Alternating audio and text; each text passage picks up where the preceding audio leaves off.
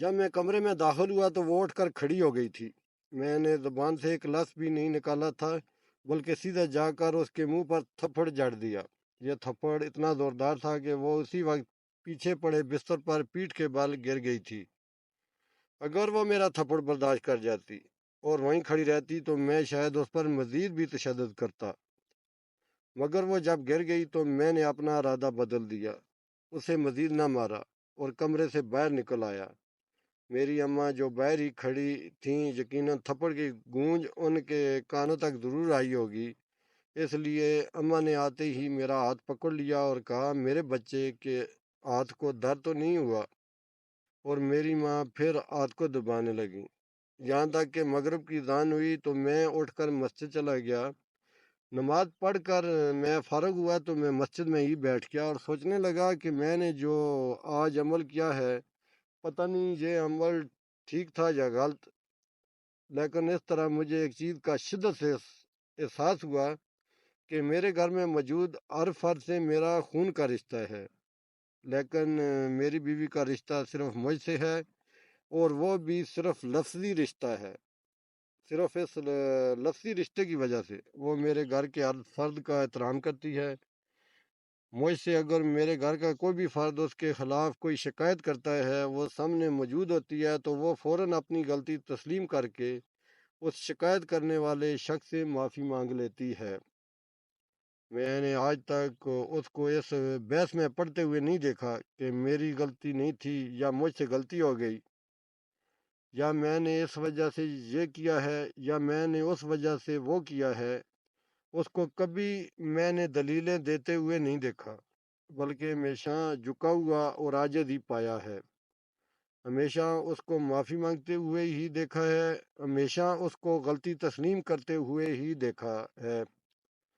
लेकिन आज जब मैंने उसको थप्पड़ मारा तो मुझे एहसास हुआ कि आज तो मैंने उसको दलील भी नहीं दी, उसको उसकी गलती तक नहीं बताई। फिर अचानक मेरा ज़हन किसी और तरफ चला गया। मुझे ख्याल आया कि मैं जिस घर में रहता हूँ उस घर में मेरी माँ थी। मैंने जब अपनी बीवी को थप्पड़ मारा और मेरी माँ को जब थप्पड़ की आवाज़ सुनाई दी तो मेरी माँ ने मेरे हाथ को चूमा और दबाना शुरू कर दिया, सिर्फ इसलिए कि मेरे बेटे ने अपनी बीवी पर हाथ उठाया है। मेरे बेटे के हाथ को तकलीफ हुई होगी।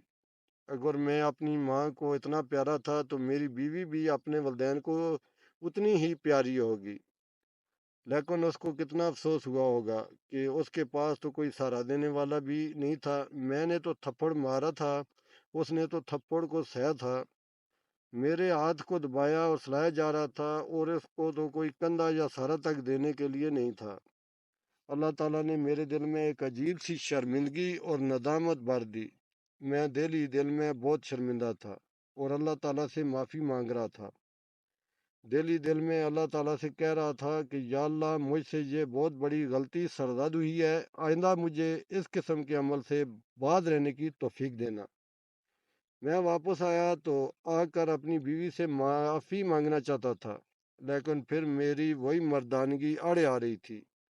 मैं जाकर भी माफ़ी ना मांग सका। खैर, वक्त गुजरता गया और कुछ ही दिनों में हम लोग नॉर्मल हो गए और मैं और मेरी बीवी इस बात को भूल गए। वक्त गुजरता रहा, अल्लाह ताला ने हमको खुशी की एक किरण दिखला दी और मेरी बीवी उम्मीद से हो गई। वक्त मजीद गुजरता गया, सारा घर फिर एक बार खुशियों का गहवारा बन गया। यहाँ तक कि मेरे बच्चे की वलादत का वक्त करीब आ गया। लेकिन इस दौरान एक और आजमाइश आ गई कि मेरी बीवी को ब्लड प्रेशर का मसला बन गया। यहाँ तक कि बच्चे की धड़कन भी नॉर्मल ना रही। लाहौर के एक मशहूर सरकारी खवातीन के अस्पताल में मेरी बीवी को रेफर कर दिया गया।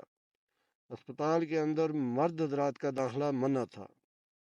अस्पताल में एडमिट होने के लिए तीसरे दिन बाद हमको बताया गया था कि हम बीवी और बच्चे में से किसी एक को बचा सकते हैं, और साथ ही मशवरा दिया गया था कि हम हर मुमकिन बीवी को बचाने की कोशिश करेंगे।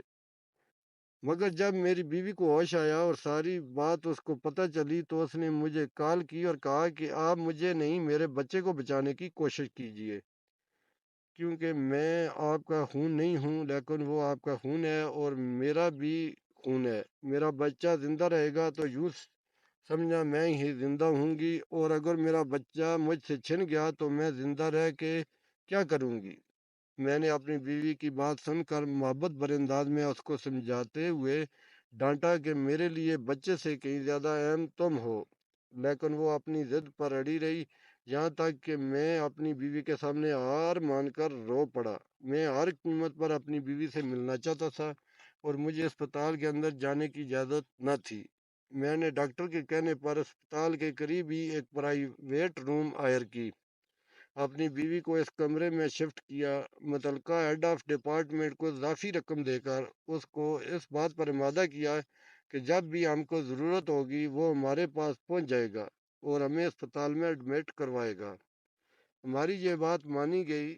جب بھی میری بیوی کی تکلیف بڑھ جاتی تو ہم اس کو لے کر اسپتال چلے جاتے، لیکن جیسے ہی اس کی کچھ حالت بہتر ہوتی تو میں پھر دوبارہ اس کو اپنے پاس اپنے کمرے میں لے آتا اور اس کے ساتھ ڈھیروں باتیں کرتا رہتا۔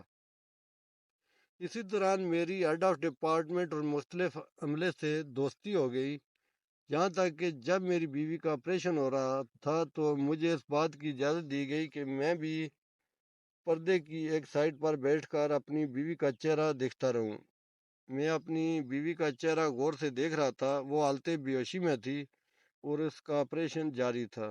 میرے سامنے وہ بیوی کو تھپڑ مارنے والا منظر چل رہا تھا، اور میں سوچ رہا تھا کہ ایک میری بیوی ہے جو میری آنے والی نسل کو دنیا میں لانے کے لیے اتنی تکلیف برداشت کر رہی ہے، جس نے میری آنے والی نسلوں کا وارث جنم دینے کے لیے اپنی زندگی تک قربان کرنے کا فیصلہ کر لیا ہے، اور ایک میں ہوں جس نے آج تک اپنی بیوی کو صرف اتنا بھی حق نہیں دیا کہ وہ اپنی صفائی کے لیے زبان سے ایک لفظ ہی ادا کر سکے۔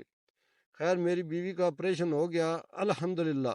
بیوی اور بچہ دونوں بچ گئے، بچے کو ایک ٹیوب کے اندر منتقل کر دیا گیا، اور میں بیوی کے سرانے بیٹھا ماضی کو سوچ کر آنسو بہا رہا تھا کہ اچانک میری بیوی ہوش میں آ گئی، اور میری آنکھوں میں آنسو دیکھ کر وہ پریشان ہو گئی۔ شاید وہ یہ سمجھی کہ ہماری اولاد مر گئی ہے۔ یقین کریں شدید تکلیف اور نکات کے باوجود اس نے اپنے ہاتھوں سے میرے آنسو صاف کیے اور کہنے لگی، کہا تھا نا ہمارے بچے کو بچا لینا، پتہ نہیں زندگی میں دوبارہ یہ موقع آئے گا یا نہیں۔ میں نے اس کے ہاتھوں کو اپنے ہاتھوں میں پکڑ لیا، چوم کر پھر اس کے ماتھے کو چوما اور کہا کہ الحمدللہ ہمارا بچہ ٹھیک ہے، اور اگر مجھے تم میں سے اور ہماری اولاد میں سے کسی ایک کا انتخاب کرنا پڑتا تو میں 1000 بار تمہارا انتخاب کروں گا۔ میری بات سن کر میری بیوی کی آنکھوں سے آنسو نکل آئے۔ میں نے وہ آنسو اپنے ہونٹوں سے پی لیے اور اس سے کہا کہ یہ رونے کا نہیں، مسکرانے کا وقت ہے، ہماری نسل دنیا میں آ چکی ہے۔ میری بات سن کر بہتے آنسوؤں کے باوجود میری بیوی مسکرا دی، اور اس نے کہا کہ انشاءاللہ میرا وعدہ ہے، میں آپ کی اس اولاد کو آپ کے لیے اس دنیا میں بھی اور آخرت میں بھی کامیابی کا وسیلہ بناؤں گی۔ اپنی بیوی کی یہ بات سن کر مجھے پہلی بار احساس ہوا کہ کاش جس ماں نے میری بیوی کی پرورش کی ہے اس ماں نے میری پرورش کی ہوتی تو شاید میں وہ تھپڑ کبھی اپنی بیوی کو نہ مارا ہوتا۔ میں اپنے اس واقعے کے ذریعے تمام قارئین کرام کو یہ بتانا چاہتا ہوں کہ ہماری یہ بیویاں ہمارے لیے اللہ تعالیٰ کا دیا گیا ایک تحفہ ہے۔ ان کے متعلق روز قیامت ہم اللہ تعالیٰ کو جواب دہ ہیں۔ یہ اپنی زندگی داؤ پر لگا کر ہماری نسل کو دنیا میں لاتی ہیں۔ کہ دنیا میں ماں کی قربانی کی بات کی جاتی ہے، لیکن بیوی بھی اپنے شوہر کے لیے بہت زیادہ قربانی دیتی ہے۔ بیوی کا احسان جو آپ کی اولاد کو دنیا میں لاتے وقت تکلیف برداشت کرتی ہے، اس ایک احسان کی قیمت بھی نہیں چکائی جا سکتی۔ میں یہ نہیں کہتا کہ بیوی کو بے حد عزت دو یا اپنے سر پر چڑھا لو، لیکن اتنا ضرور کہتا ہوں کہ اس کے جائز حقوق اور جائز خواہشات کا ضرور خیال کرنا، تاکہ روز محشر تم لوگ بیوی کے حقوق کی وجہ سے نہ پکڑے جاؤ۔